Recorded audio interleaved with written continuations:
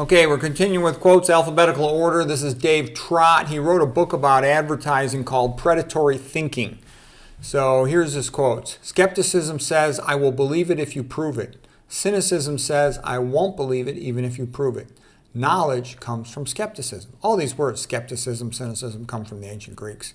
Okay, Dave Trott continues. It gradually dawned on me what the creative geniuses all had in common was inquiring minds. That's what makes people creative. People who say, why does it have to be that way? That is true creativity. They had it coming off them like sparks. Yeah, really creative, smart people. They're constantly asking questions. Is this really true? Can we make this better? What works is being different. Find out how you are different, then be that. That's where the power is. That's what's new. That's what's wanted. Yeah, if you just be yourself, you get a certain amount of energy from that, being spontaneous and true. Okay, next from Dave Trott. An advertising problem always involves the question, how do we get someone to do or think what we want? So the simple equation is, what's in it for them? And now here's a really good one for real life. A simple lie is more powerful than a complicated truth. Often somebody's telling a simple lie that's real pleasing to the masses. And to explain why it's incorrect, though, takes tons of effort, and the masses don't want to make that effort, so they stay with the simple lie. It's how it usually goes. Every purchase decision is a combination of desire and permission. The desire part is the right brain, the emotional part. The permission part is the left brain, the rational part.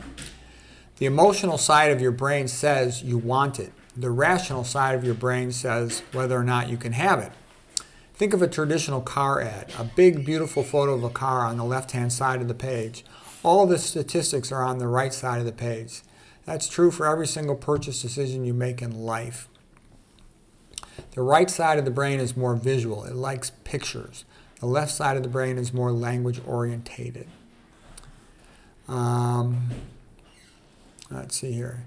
He said Van Gogh was treated as a fool in his lifetime, and he died a pauper.